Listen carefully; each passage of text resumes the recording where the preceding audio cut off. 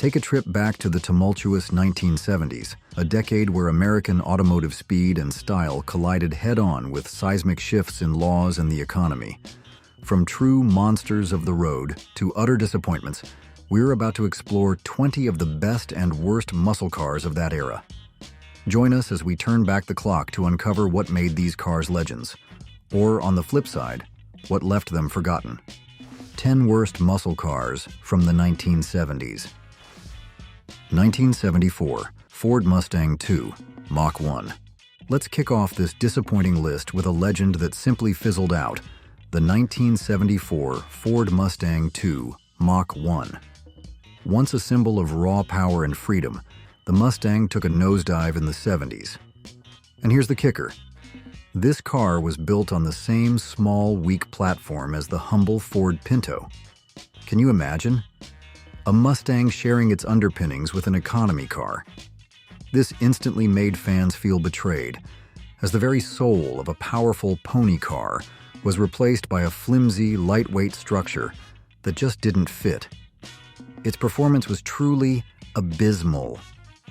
That monstrous V8 engine only managed to churn out a measly 105 horsepower. While its predecessors boasted hundreds of horses, this number turned the Mustang II into a mockery of the Mustang name. To make matters worse, the car was actually heavier than the original Mustang, completely ruining its acceleration. You could feel the utter frustration when you pressed the gas, only to have the car sluggishly creep forward, completely lacking that explosive muscle car punch. As for its design, it was a disaster. With its boxy shape, awkward proportions, and an interior made from cheap materials, the Mustang II completely abandoned the brawny muscle car image of its predecessors. This wasn't the roaring sports car we loved. It was a desperate attempt to survive tough times, but it lost its very identity in the process.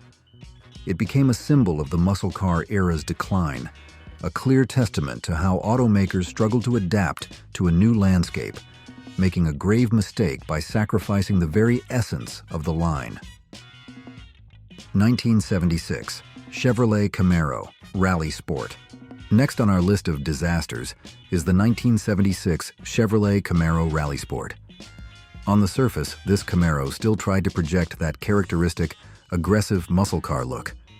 Its design lines attempted to evoke memories of earlier Camaro generations, but the reality beneath the surface was a completely different story.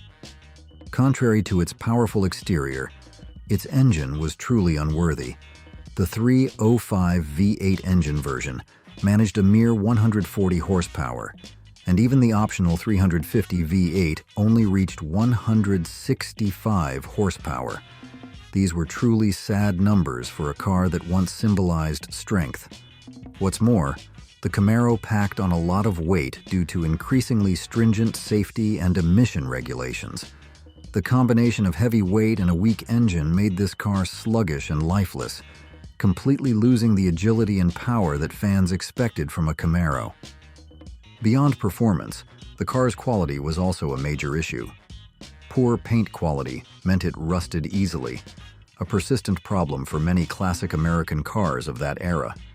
The interior was crafted from cheap plastic, and the dashboard tended to crack easily, creating a flimsy and unluxurious feel. Finally, this Camaro was incredibly impractical. Its fuel consumption was unacceptable, which was particularly dreadful during the raging oil crisis that sent gas prices skyrocketing. Outdated suspension and rear drum brakes also diminished its handling and stopping ability, making the driving experience terrible and unsafe. 1975, Pontiac Firebird Formula. Now we come to the 1975 Pontiac Firebird Formula, yet another testament to the muscle car's decline in the 1970s.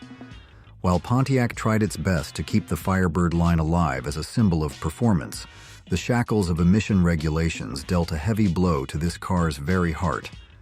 Performance-wise, the 1975 Firebird Formula truly fell short of expectations. Even with its famed 350 V8 engine, it only produced a mere 175 horsepower due to strict emission regulations. This number simply couldn't compare to the explosive power of early decade models, making the Firebird formula a pale shadow of its former self. Speed enthusiasts were surely disappointed to see how much of the Firebird's once proud power had eroded. And it wasn't just about power. The car's durability was also a fatal flaw. Its single-stage paint faded quickly, making the car look dull and unattractive after only a short period of use. The vinyl roof, a common feature on many cars of the time, easily cracked, allowing water and moisture to seep in, posing a serious rust risk to the underlying structure. Inside, the interior wasn't much better. Cheap plastic parts and non-durable materials created a less luxurious and quickly deteriorating cabin. This significantly reduced the car's perceived value and overall durability, making the 1975 Firebird formula a prime example of sacrificing quality in an effort to cut costs and meet regulations. 1974 AMC Javelin AMX. The 1974 AMC Javelin AMX is a sad tale of a car with potential utterly buried by serious problems. AMC, American Motors Corporation, always strived to create distinctive cars, but with the 1974 Javelin AMX, they hit a true disaster. One of the most prominent and worst problems with this car was its rust catastrophe. The Javelin AMX's design was incredibly effective at trapping moisture, causing rust to spread quickly and uncontrollably. This was a nightmare for any owner, especially since the car had a unibody, frame integral structure, making repairs incredibly difficult and costly. Once rust started, it would eat away at the car's structure from within, rapidly diminishing its safety and value. Engine-wise, the 1974 Javelin AMX also disappointed. Even the largest engine, the 401 V8, only managed 255 horsepower net. This was a significant drop from what one expected from a muscle car, especially when compared to the more powerful models of the previous decade. Even worse, the basic 232 inline-six engine only had a paltry 100 horsepower, making the car sluggish and lifeless. The driving experience of the Javelin AMX wasn't good either. The shift command automatic transmission wasn't smooth, causing uncomfortable jolts during gear changes. The steering lacked precision, making the car difficult to control and failing to provide a connected feel to the road. Overall car quality was unstable, with many issues arising after some use, making it a rather unappealing choice in the declining muscle car market. 1973 Chevrolet Chevelle SS454. With a name like SS454, one expected an explosive machine, but the 1973 Chevrolet Chevelle SS454 tells a sad story of performance decline. The year 1973 was full of challenges, and the Chevelle SS454 couldn't escape the common fate. The biggest problems for this car lay in its engine and fuel. That colossal 454 cubic inch engine, once a symbol of brute force, was prone to overheating and oil leaks. These were serious technical issues, requiring constant maintenance and a real headache for owners. What's more, its power dropped significantly to only 245 horsepower net due to new emission regulations and the shift in power measurement from gross HP to net HP. This number was a huge disappointment for those who loved the pure power of muscle cars. Not only was it weak, but the car was also notoriously thirsty, which was absolutely terrible given the 1973 to 1974 oil crisis that quadrupled gas prices overnight. Like many other classic cars of this period, the Chevelle SS454's body was prone to rust. Finding original or reproduction trim parts became difficult, making restoring and maintaining this car a huge challenge in terms of time and cost. Another controversial element was the new colonnade design. This new body style, especially the wide B-pillars and extended roof, was deemed less attractive by many enthusiasts than previous models.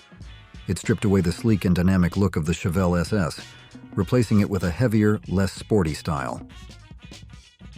1978, Ford Thunderbird.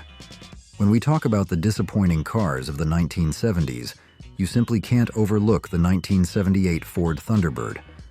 Once an icon of personal luxury, the Thunderbird by the late 70s had become a bulky, inefficient vehicle riddled with problems. One of the most serious technical issues with the 1978 Thunderbird was its malfunctioning variable Venturi carburetor. This system was notorious for issues, constantly needing adjustments and very prone to stalling. Imagine you're driving and the car suddenly dies in the middle of the road. An incredibly annoying and dangerous experience. This instability significantly reduced reliability and driver satisfaction. In terms of performance and suspension, this car wasn't any better. Engine knocking was common under heavy loads, indicating poor engine optimization. Suspension components like upper control arm bushings and ball joints wore out easily, directly affecting the car's handling and stability, making driving this Thunderbird unsafe and uncomfortable. Particularly serious in the context of the energy crisis, the 1978 Thunderbird had very poor fuel economy, getting only about 12 miles per gallon. With soaring gas prices, filling up its 20-gallon tank became incredibly expensive, pushing consumers towards more fuel-efficient imported cars. Additionally, the car lacked modern safety features like airbags and ABS, which might have been acceptable at the time, but made it significantly less safe compared to today's standards. 1974 Plymouth Duster 360. The 1974 Plymouth Duster 360 is another case of disappointment where power didn't come with innovation. Although marketed as a high-performance car with a compact design, the Duster 360 simply couldn't meet fan expectations in a turbulent decade. Performance-wise, even with its 360 V8 engine, it only produced a paltry 245 horsepower. This number was a direct result of new emission regulations that forced manufacturers to reduce power to comply with the law. This was a heavy blow to buyers seeking pure muscle car power. Compared to its predecessors of the same name, the Duster 360 was just a faint shadow. Particularly terrible in this historical context, the Duster 360 was a notorious gas guzzler. This was completely unsuited for the time when gas prices skyrocketed after the 1973 oil crisis. Consumers shifted towards more fuel-efficient models, making the Duster 360 an uneconomical and unattractive option in the market. 1973 Pontiac GTO. For many, the 1973 Pontiac GTO was an abomination. The GTO was once considered the origin of muscle cars, a legend that shaped an entire segment. But by 1973, the GTO had slid from its peak into the abyss, becoming a sad example of a fallen icon. In terms of power, the GTO's largest 455 V8 engine in 1973 only managed a paltry 250 horsepower. This was an astonishing drop compared to the power the GTO once boasted in the early and late 60s. This power reduction was a direct consequence of stringent emission regulations and the transition to SAE net HP power measurement. For speed enthusiasts, this meant the GTO had lost its soul. However, what drew the heaviest criticism for the 1973 GTO was its controversial colonnade design. The new styling, with round headlights hidden behind the grille, a rather awkward split grille, and a sloping rear, was considered terrible. Many fans called it an abomination when compared to previous GTO generations, with their muscular, powerful, and alluring lines. This design completely shattered the GTO's iconic image, transforming it into a bulky, unbalanced car lacking refinement. 1975 Plymouth Roadrunner. From a symbol of speed and simplicity, the 1975 Plymouth Roadrunner completely lost its aggressive look and personality. The third generation of the Roadrunner was described as huge and awkward, lacking the subtlety or exciting lines that fans once loved. It became a bulky car, devoid of the agility and distinctive sporty appearance. The biggest and most disappointing change was the Roadrunner's segment shift. From an affordable, performance-focused muscle car, the Roadrunner was pushed into the luxury segment, an attempt to compete with high-end Grand Touring lines. This completely stripped away its budget muscle car essence, transforming the Roadrunner into a hybrid that no longer met the expectations of any customer group. The engine was also a weak point. Even the best engine offered was only a 400 V8 with 235 horsepower. This number was completely unworthy of the Roadrunner's legacy, a name once synonymous with powerful Hemi and four 46-pack engines.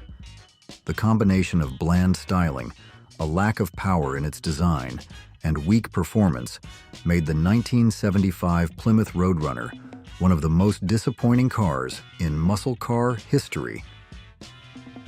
1978 Dodge Challenger, Mitsubishi Galant Lambda. And finally, on our list of the worst cars, a mistake Dodge probably wishes it could forget: the 1978 Dodge Challenger. This was not the Challenger we knew and loved.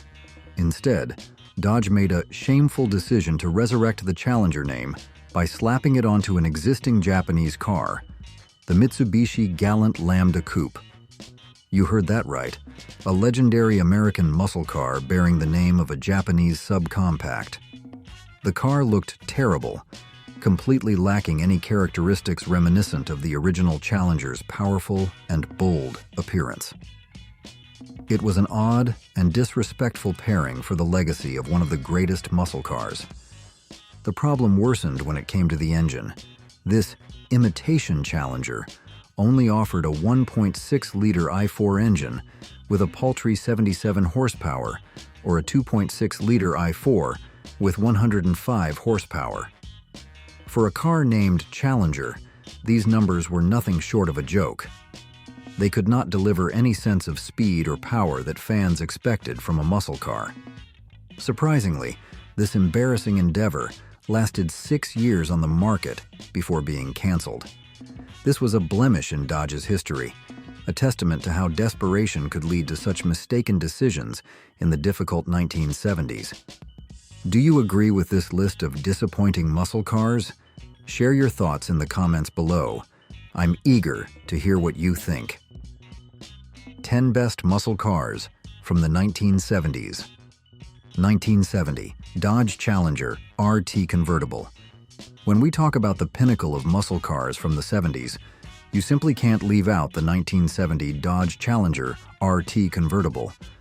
This wasn't just a car, it was a symbol of impressive performance and bold design, kicking off a decade of immense change. The highlight that forged the Challenger RT Convertible's legendary power was its 426 cubic inch Hemi Fiv8 engine, capable of producing a staggering 425 horsepower and a mighty 490 pound-feet of torque. This Challenger was truly an extraordinary machine, ready to devour any road. This power was the result of meticulous tuning and Chrysler's top-tier technology at the time, delivering an exhilarating driving experience and incredible speed. What made this car even more special was its extreme rarity. Only a mere 5 units were built with the 4-speed manual transmission and the legendary Hemi engine. This scarcity transformed it into one of the most sought-after cars by collectors worldwide, with its value soaring over time. Each of these cars isn't just a vehicle, it's a mobile work of art, a piece of automotive history. Design-wise, the Challenger RT Convertible boasted that distinctive Coke bottle shape and flared rear wheel arches, creating a sleek, powerful, and utterly captivating appearance. These lines weren't just beautiful, they exuded dynamism and sportiness. It was the perfect blend of aesthetic beauty and superior power, making the 1970 Dodge Challenger RT Convertible deserving of its place as one of the greatest muscle cars of all time. 1970 Ford Torino Cobra. The 1970 Ford Torino Cobra is powerful proof that Ford truly mastered the art of building muscle cars in the early 70s. This car wasn't just mighty, it was honored by experts as Motor Trend's Car of the Year 1970, a prestigious award that cemented its standing and quality in the industry. The incredible power of the Torino Cobra came from its 429 cubic inch V8 engine, which produced 375 horsepower and a peak 490 pound-feet of torque. These numbers were more than enough to transform the car into a street monster. With the ability to accelerate from 0 to 60 miles per hour in just 5.6 seconds and hit a top speed of 152 miles per hour, the Torino Cobra proved itself a formidable competitor, ready to devour any rival on the track. This was performance many cars today would still envy. But the Torino Cobra wasn't just about raw power, it also delivered a fantastic driving experience. It came with a 4-speed manual transmission, allowing the driver complete control over the engine's power. The competitive suspension and staggered rear shocks were carefully tuned by Ford to ensure the car was not only fast, but also stable and agile around corners. This provided a perfect balance between straight-line performance and handling, helping the driver feel confident and connected to the car. 1970 Plymouth Hemi Cuda.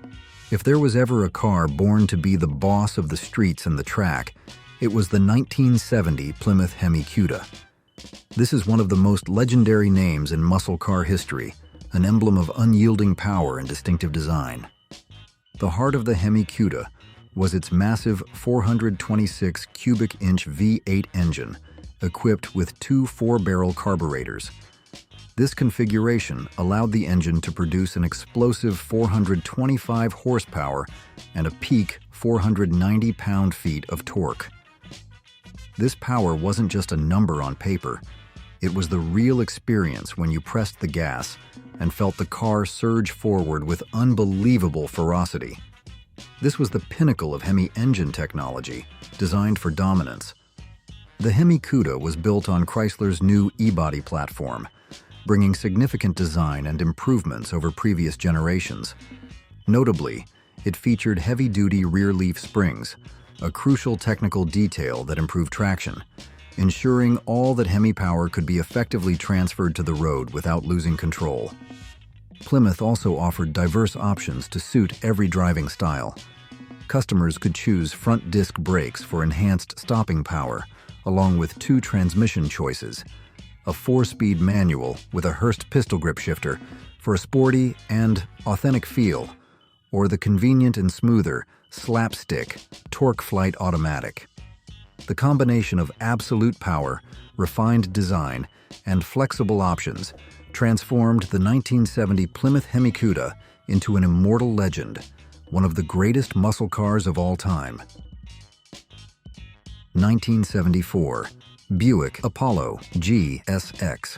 While many rivals were scrambling to reduce power and struggling with unattractive designs, the 1974 Buick Apollo GSX stood out like a hidden gem. It offered a different definition of a muscle car, not just raw power, but also balance and refinement. The Buick Apollo GSX might not be the fastest car on this list, but it delivered balanced performance and an astonishingly smooth driving experience. In a decade where many muscle cars became bulky and crude, the Apollo GSX showed good control, strong enough acceleration, and a comfortable ride, making it more suitable for daily driving while still retaining the spirit of a muscle car. Buick was very clever to focus on a classic, confident look rather than ostentation. The car boasted clean and timeless lines, unaffected by the outdated design trends of the 70s. This allowed the Apollo GSX to retain its beauty and appeal even decades later, exuding a luxurious and composed demeanor, completely unlike other aggressive muscle cars. One notable detail is that 1974 was also the last year the Apollo was offered in a two-door version. This adds a touch of nostalgia and historical value for fans and collectors, making the 1974 Apollo GSX a special moment in the history of this car line. 1971 Plymouth Roadrunner 440 plus 6 barrel. After the challenges of the late 60s, the 1971 Plymouth Roadrunner 440 plus 6 barrel returned with a fresh look and impressive power, reasserting its position in the muscle car world. This was a car that had been completely redesigned, bringing a modern and distinctive style. The body was more rounded, with wider rear track and a shorter wheelbase, creating a modern and clean appearance. These design lines were not only aesthetic, but also improved aerodynamics, creating a dynamic and powerful image. The 1971 Roadrunner successfully blended classic beauty with contemporary innovation. The car also came with many unique and appealing features. Customers could choose power sunroofs, body-colored bumpers, and remote-adjustable racing mirrors. But the most unique and striking feature was the air-grabber hood scoop with its fierce shark decal. When activated, the scoop would open, revealing shark teeth, not only boosting airflow to the engine, but also creating an incredibly cool and playful visual effect. In terms of power, the Roadrunner 440 plus 6 barrel didn't disappoint fans. Its 440 cubic inch V8 engine with three two-barrel carburetors produced 385 horsepower and a peak 490 pound-feet of torque. This number ensured the car had enough power to compete head-on on the streets and track, delivering an exhilarating driving experience and impressive speed. 1970 Ford Mustang Boss 429. If you were looking for a muscle car born to race, the 1970 Ford Mustang Boss 429 was the answer. This wasn't just any ordinary Mustang. It was a machine specially developed for NASCAR racing, with a single purpose: victory. The heart of the Boss 429 was its colossal 429 cubic inch V8 engine. Although its nominal power was officially rated at 375 horsepower and 450 pound-feet of torque, in reality, this engine could reach nearly 500 horsepower with tuning. This was one of the most powerful engines Ford ever produced for production cars, designed to meet NASCAR's homologation rules, which required manufacturers to produce a certain number of street cars with similar engines to qualify for the race series. And here's what makes the Boss 429 extremely rare. To meet NASCAR regulations, Ford had to produce at least 500 street versions. They exceeded this number, creating 859 units in 1969 and 499 in 1970, making it one of the rarest and most sought-after Mustangs in history. Each Boss 429 isn't just a car, it's a piece of racing history, an invaluable asset for any collector. 1971 AMC Hornet 360. In the competitive world of muscle cars, the 1971 AMC Hornet 360 is often considered an underappreciated gem. Although AMC wasn't a giant like Ford or Chevy, they created an incredible machine, proving that size isn't everything when it comes to performance. The Hornet 360 was built on the regular Hornet economy car, but AMC didn't hesitate to upgrade it to a new level. It was equipped with better suspension and sharper steering, transforming a humble family car into a machine with agile handling and quick responses, delivering an enjoyable and controlled driving experience. The heart of the Hornet 360 was its 360 V8 engine, producing 285 horsepower and a peak 390 pound-feet of torque.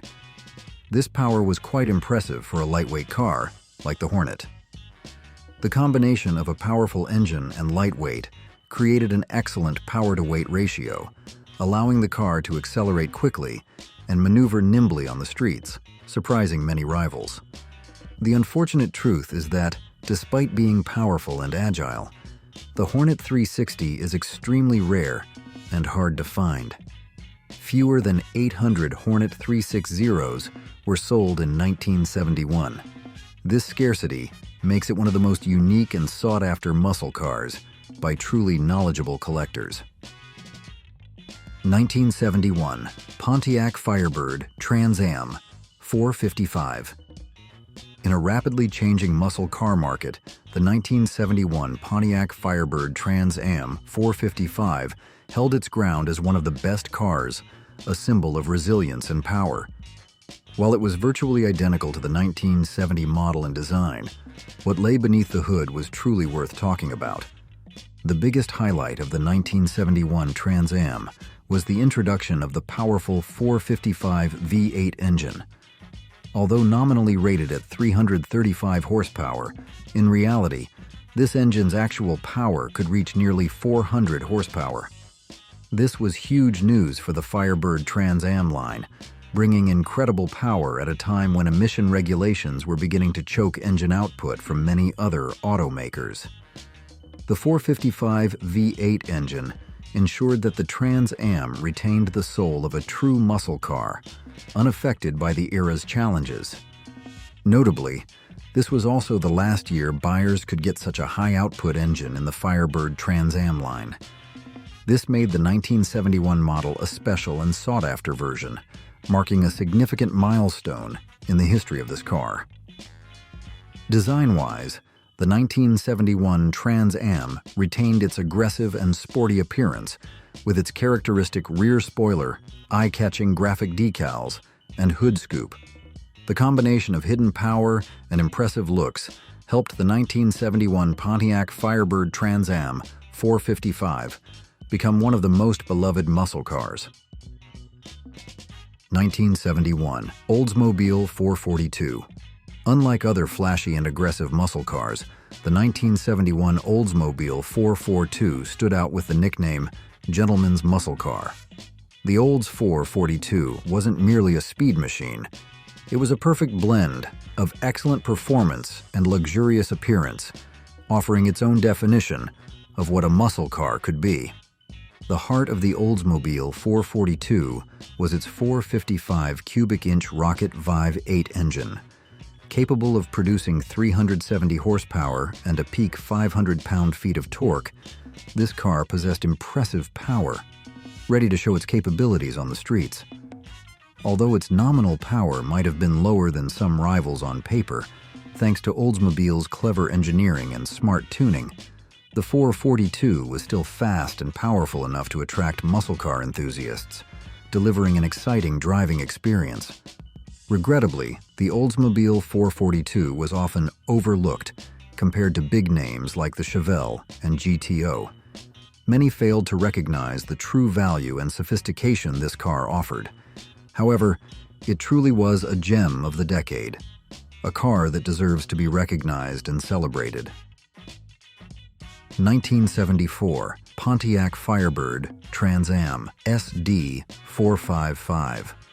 When most muscle cars had gone extinct by 1974, the Pontiac Firebird Trans Am SD 455, Super Duty 455, survived as the last stand, a beacon of performance in the dark night of the 1970s. This was a testament to Pontiac's persistence in maintaining the muscle car identity amid increasingly stringent regulations. With its powerful SD 455 engine, this car still offered as much performance as possible at the time. Although its officially stated power was 290 horsepower, in reality, this figure was underrated due to new regulations and measurement methods. Its actual power far exceeded the numbers on paper, delivering astonishing acceleration. Combined with other performance upgrades and a 4-speed manual transmission, the 1974 Trans Am was even faster than the Corvette of the same year. This made it the fastest American production car of that era, a remarkable achievement in an age when muscle cars were dying out. Among these legends, which muscle car have you always dreamed of owning? Tell us. I'm really curious to know what your dream car is. 20 of the ugliest convertibles of all time. let's turn back time together to revisit some convertibles, symbols of freedom, style, and sunny drives. Oh, but not every car is a dream when it comes to looks. There are some models that, when you see them, you can't help but wonder how they ever passed aesthetic review to go into mass production. Join me as we count down the 20 convertibles dubbed the ugliest of all time. These disasters that perhaps should never have existed.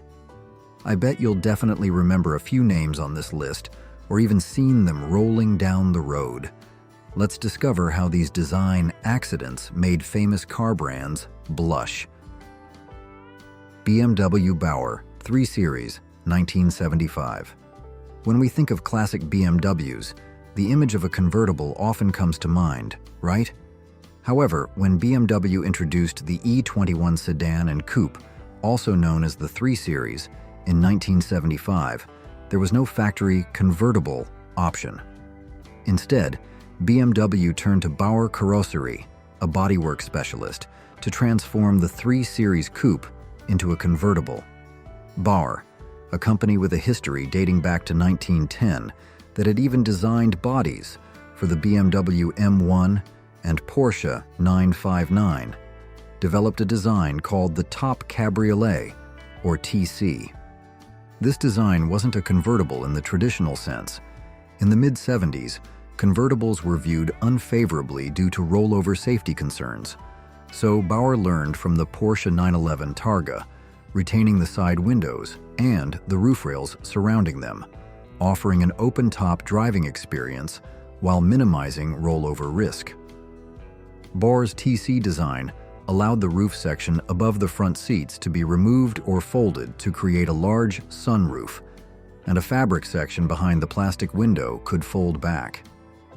These Bauer cars were officially approved BMWs and could be ordered from BMW dealerships. Although BMW later produced its own 3 Series convertibles, Bauer continued to offer its TC version as an alternative. However, few people actually wanted them, leading to only about 300 units being produced based on the E36. Just imagine, a complete 3 Series brought to the factory and they cut off the roof. What an incredible idea. Chrysler LeBaron convertible, 1987 to 1995. Looking at the Chrysler LeBaron convertible, we can't help but ask puzzling questions. Why did a car have wood paneling on the outside? Why did the nose droop so ugly? This car is a typical example of baffling design decisions, making it one of the most aesthetically unappealing convertibles. The convertible version of the LeBaron, produced from 1987 to 1995, attempted to offer luxury and style at a more affordable price than its premium competitors.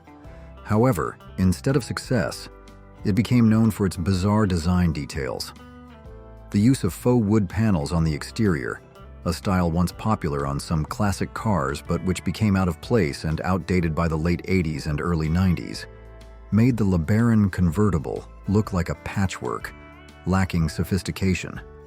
The drooping nose, also known as the dolphin nose, was also a major point of contention, disrupting the overall balance and making the car look heavy and less sleek. These elements contributed to positioning the LeBaron convertible on the list of the hardest to look at cars in automotive history. Ferrari Mondiale. Can you believe it?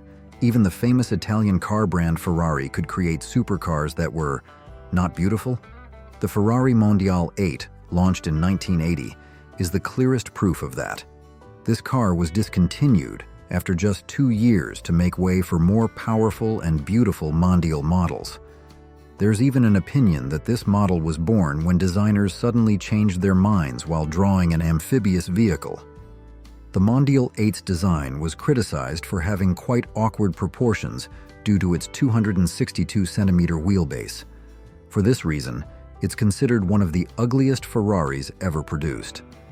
Despite boasting a 3.0-liter V8 engine with 214 horsepower, the Mondiale 8 could only reach 100 kilometers per hour in 62 miles per hour in 9.4 seconds, a figure not very impressive for a Ferrari.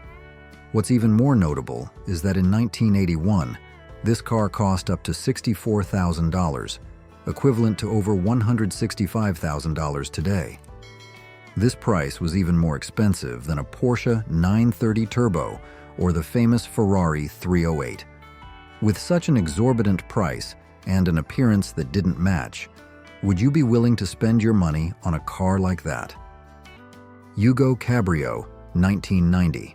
Yes, the car that set the gold standard for car jokes.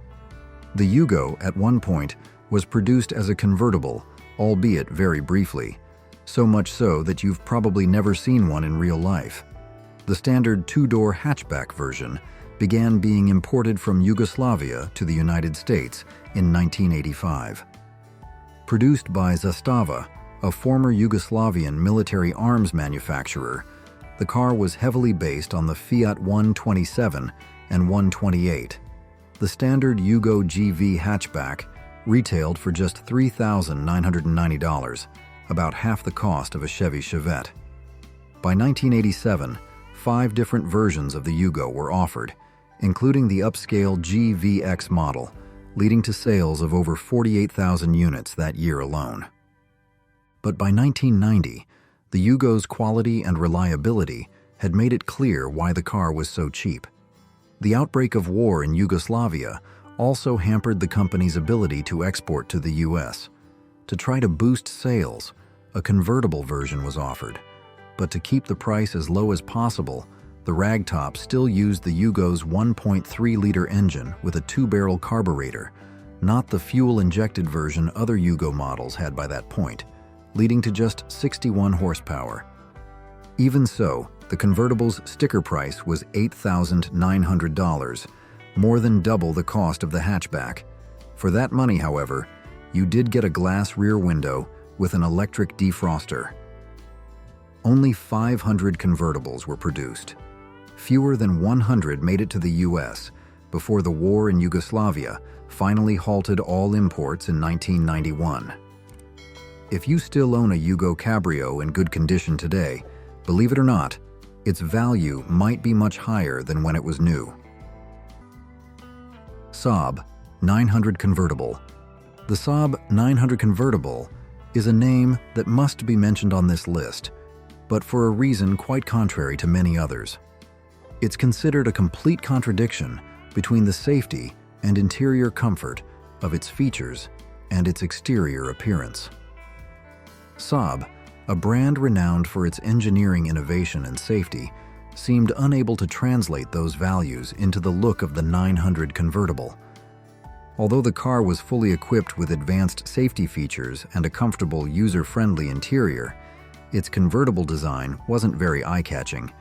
Instead of an elegant or sporty appearance, the Saab 900 Convertible was often criticized for having disproportionate ratios or looking quite clunky with the top down.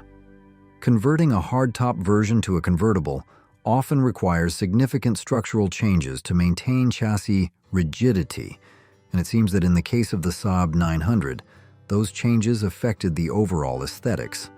Still, Saab 900 convertible owners loved it for its unique driving experience and the sense of safety it provided, despite the whispers about its exterior. Mitsubishi 3000 GT Spider. This car easily was the most suitable on this list to offer a convertible version. What qualifies it for this list is that Mitsubishi decided not to offer a folding soft top, but instead a folding hardtop on a car not designed for it. They did so about a decade before the folding hardtop trend exploded in the mid-2000s, making it the first production car to offer this feature since the 1959 Ford Fairlane 500 Skyliner. The 3000 GT was a joint effort with Chrysler, who sold their version under the Dodge Stealth name. But Dodge never had a convertible version. Instead, American Sunroof Corporation, ASC, only performed the conversions on the 3000 GT, and only 1,034 were built at the very end of its second generation in 1995 and 96. The 3000 GT Spider was offered as a naturally aspirated front-wheel drive version called the SL, or the much more desirable 300 horsepower all-wheel drive VR4 version, and 604 of the 1,034 Spyders built started as VR4s. The cheaper SL version started at around $57,000, which is around $113,000 today. So, it was a hard sell, especially since a folding hardtop had no recent precedent to convince buyers that it would be reliable long-term. It also meant zero cargo space when the top was down, other than what you could cram into the tiny back seat, a far cry from what it had been previously as a hatchback. While it did make the car more weather-resistant year-round, the 3000 GT wasn't exactly a four-season car even with all-wheel drive. The extra 400 pounds added to the car's weight also negatively affected performance, especially when all that extra weight was over the rear axle. Despite the low sales, the 3000 GT Spyder did bring renewed interest in hardtop convertibles, a trend that popped up on several other cars in about another decade. Chrysler PT Cruiser Convertible, 2005. Not long after Chrysler first sold their weirdest car, the Plymouth Prowler, Chrysler followed up with a more practical, though still strange in its own way, option. The PT Cruiser, first launched in 2000, was initially supposed to be a Plymouth, but was moved to Chrysler when Daimler, their then partner, decided Plymouth wasn't necessary and planned to close it down in early 2001. Designed by Brian Nesbitt, who later went on to design the similarly styled Chevy HHR, the PT was a huge success, selling over 100,000 units annually for its first 6 years. It was even sold in Europe, though it wasn't as popular there. Unlike some other entries on this list where a convertible version was added to the lineup to help boost declining sales, the PT Cruiser was still selling well when Chrysler first offered the convertible version in 2005. Like other hatchbacks on this list, turning the PT into a convertible significantly limited its cargo practicality. Although the back seats could still fold down, the hatchback door was gone, replaced by a relatively small trunk and a small opening, making it quite inconvenient to load items into that tiny space. The PT Cruiser, like the last two entries on this list, was originally designed as a 5-door hatchback, which meant eliminating 3 of those doors and extending the remaining 2 to allow access to the back seat, which certainly wasn't cheap to design. Rear seat access became harder thanks to the large basket handle bar mounted directly behind the doors, necessary to compensate for some lost body structure due to the missing roof. The final result was a car with proportions resembling a cut-off minivan. Does this car remind you of past car design accidents? Share your story. Oldsmobile Cutlass Supreme, 1988 to 1997. Oldsmobile was an American car manufacturer founded in 1897 and went bankrupt in 2004, unable to compete with other rivals. One of the reasons was probably their terrible design style, and the Oldsmobile Cutlass Supreme Convertible, produced from 1988 to 1997, is a prime example. Although the Cutlass line in general was quite popular, its convertible version received much criticism regarding aesthetics. It looked like a car that had been hastily trimmed, lacking the smoothness and balance a convertible should have. The body did not appear to be originally designed to accommodate roof removal, leading to odd proportions and a heavy, less elegant appearance that one would expect from a convertible. Moreover, the absence of a fixed hardtop would require significant chassis reinforcement, which could have increased weight and affected the driving experience, though not detailed in the source. Perhaps such short-sighted design decisions contributed to Oldsmobile's ultimate demise. AMC Eagle and Concord Sundancer, 1980. In 1980, with its long-term future in serious doubt, American Motors, AMC, needed something fresh and exciting to get customers into their showrooms. They'd seen how Toyota had offered a convertible version of its compact Celica Coupe, which was engineered by Jack Griffith. In 1979, The second-generation Celica had no factory-installed soft top, so Griffith engineered a soft top for the rear portion of the roof and windows, along with a removable fiberglass panel above the front seats. This design was similar to that of the BMW Bauer, except there were no roof rails above the windows on the Celica. Instead, a reinforced basket handle design extended across the extended B-pillars. While Griffith only converted around 2,000 Celicas, its success was enough for Griffith to offer struggling AMC the chance to do the same for their cars, and AMC took them up on it. In 1980, AMC offered its Concord and Eagle models, both of which shared similar architecture from the discontinued Hornet. AMC hadn't sold a convertible since the 1968 Rambler Rebel, so having these nearly convertible cars was the next best thing for AMC. Instead of the Sun Chaser name used on the Celica, AMC's versions were dubbed the Sun Dancer and featured a similar fiberglass top forward of the basket handle B-pillars with a folding fabric section around the plastic rear window. However, unlike the already sporty Celica, the Concorde and Eagle were much less athletic and simply didn't look right without a roof, and looked especially strange on the taller four-wheel drive Eagle. Only about 200 units were converted, and that, along with the fact that the big three automakers were beginning to bring back factory-produced convertibles, caused Griffith's company to close down after the last Sundancer left his factory in 1982. Geo Metro, 1990. Like the previous car on this list, this is another example of hoping a convertible option on a small, cheap car could help boost sales. And also, like the previous one, this didn't really help here. But unlike the Yugo, a few thousand were sold. So you have a better chance of seeing one on the road today.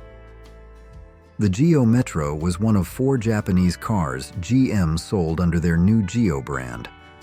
If you lived in Canada, the same car was sold under the Pontiac Firefly name.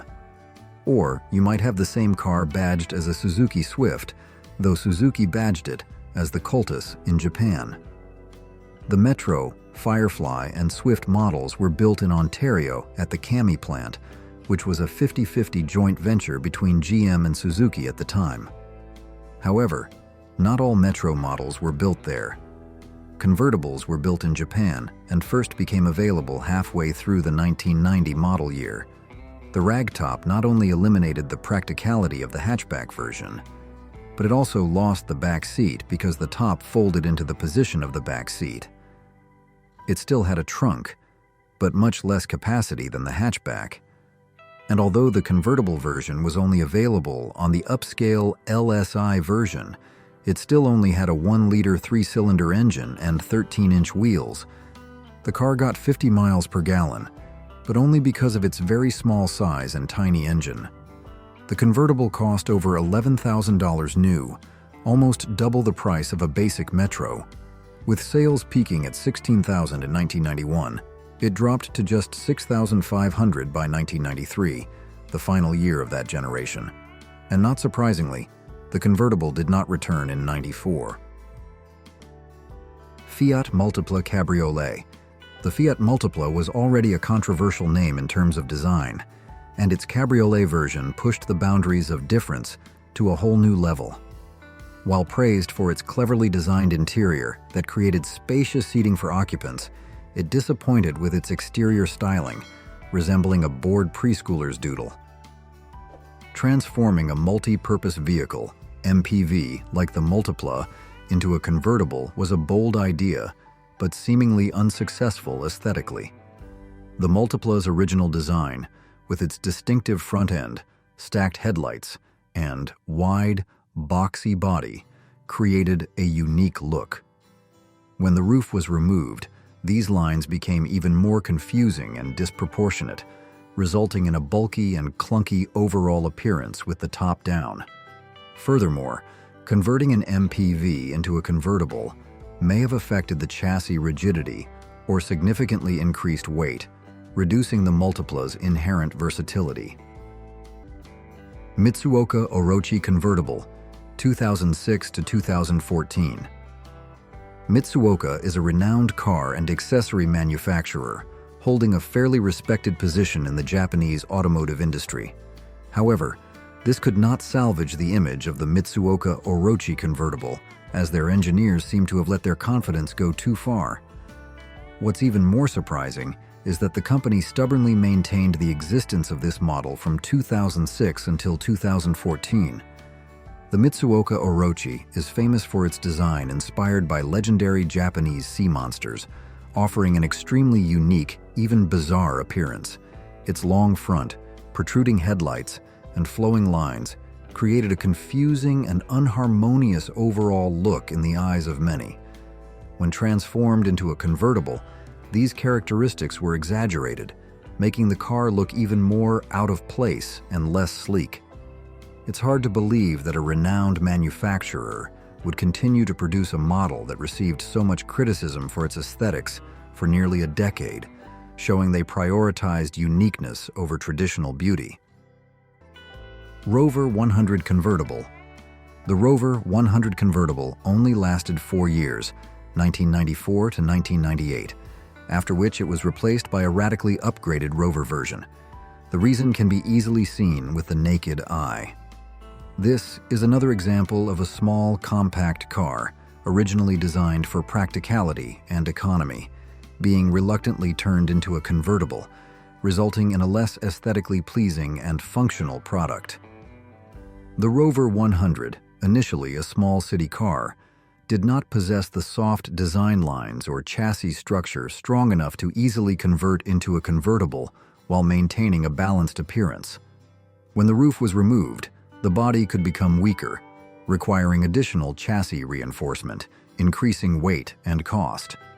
These changes often led to awkward vehicle proportions and a loss of its original harmony.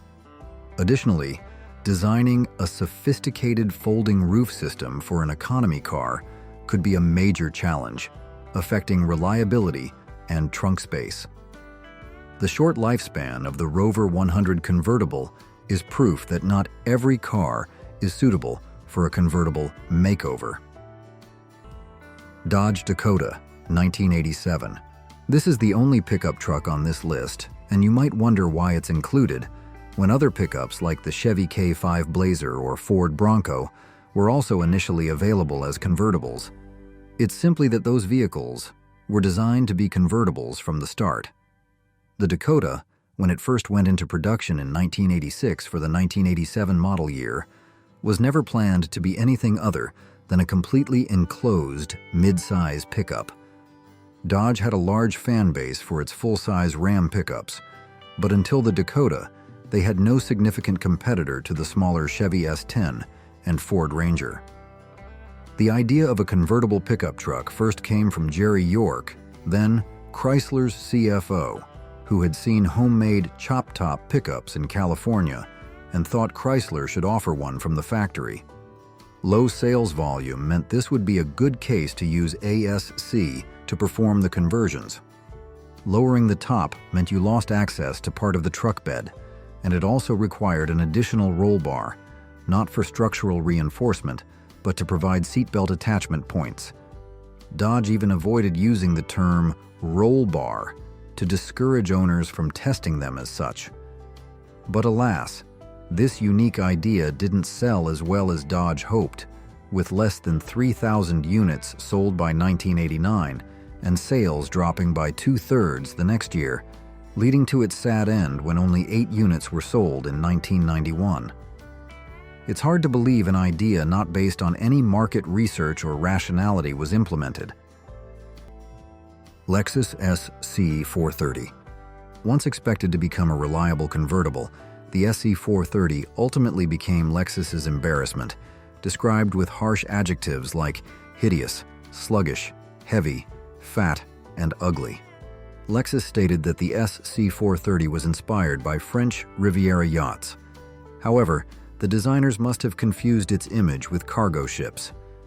Despite being equipped with a fairly smooth 4.3-liter V8 engine, producing 288 horsepower, capable of reaching 100 kilometers per hour in just 6.2 seconds, the Lexus SC430 was still not highly rated technically.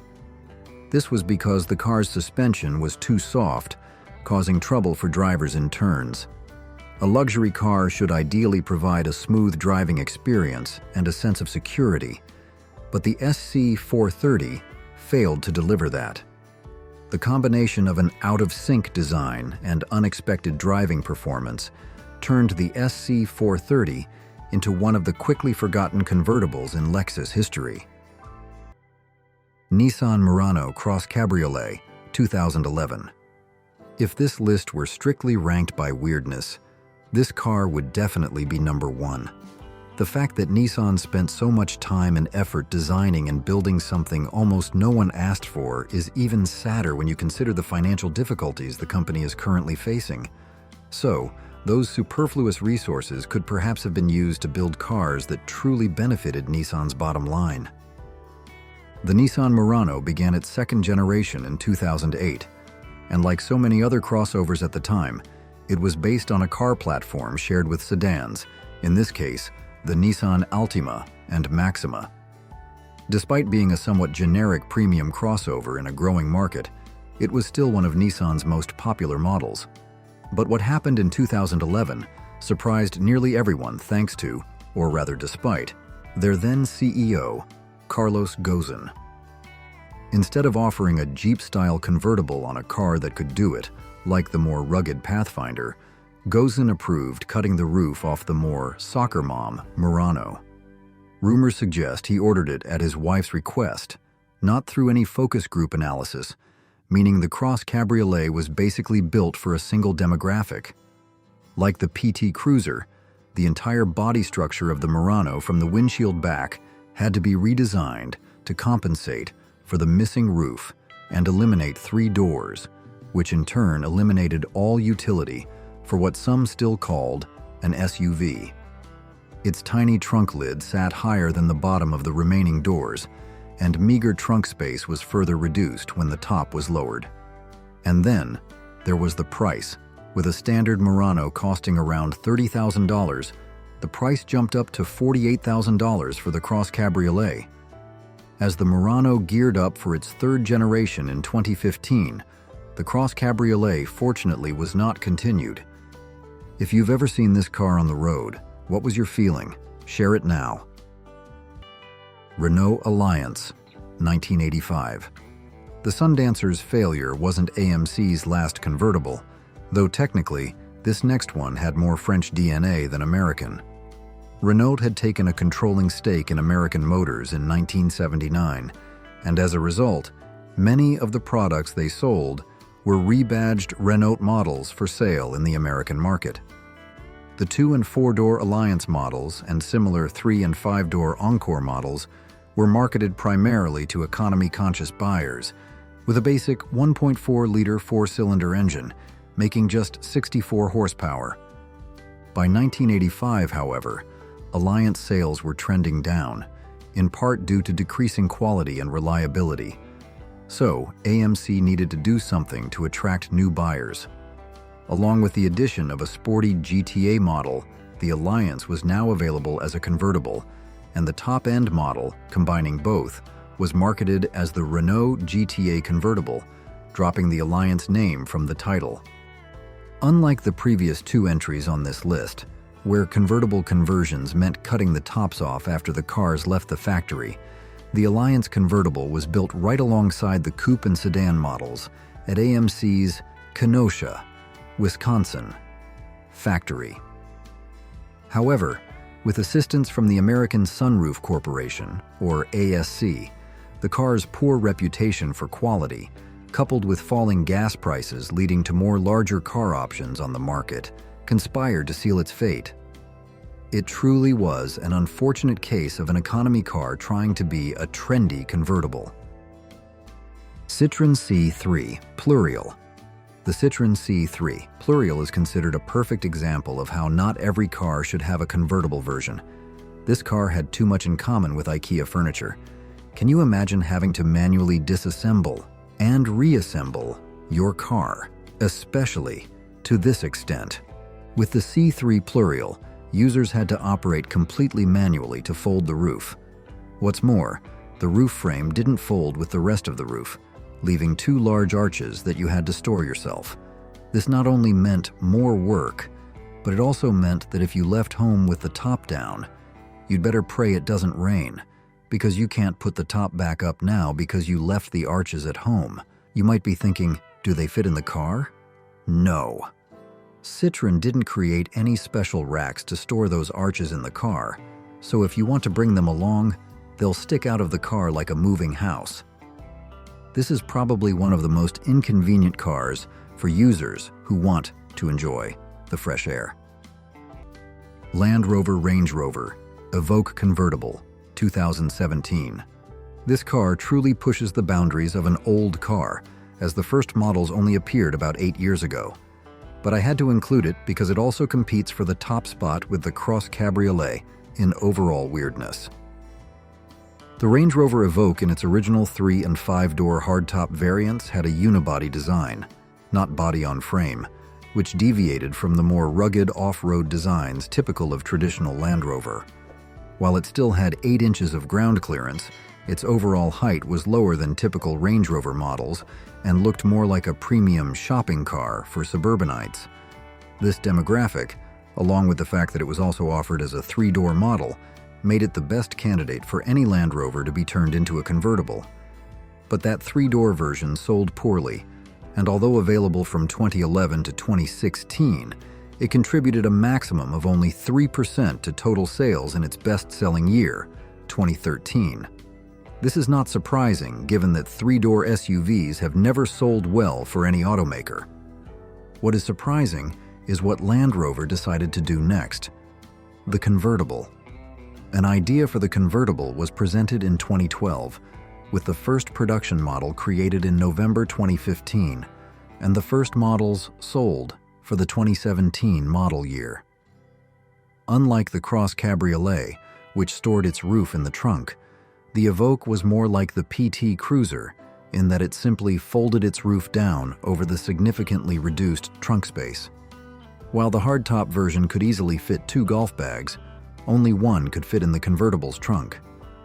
Although the Evoque's looks were much cleaner than the Cross Cabriolet, with a straight crease line from front to back, and better than the PT Cruiser's oversized basket handlebar between the seats, it still looked like a cut-off minivan. Land Rover initially announced that the Evoque convertible would be produced in low numbers. Thank you for joining us on this high-octane journey down memory lane. If you enjoyed this trip back in time, don't forget to hit that like button, subscribe to the channel so you won't miss other exciting videos, and share this video with your friends who also love classic cars. We'll see you in the next video.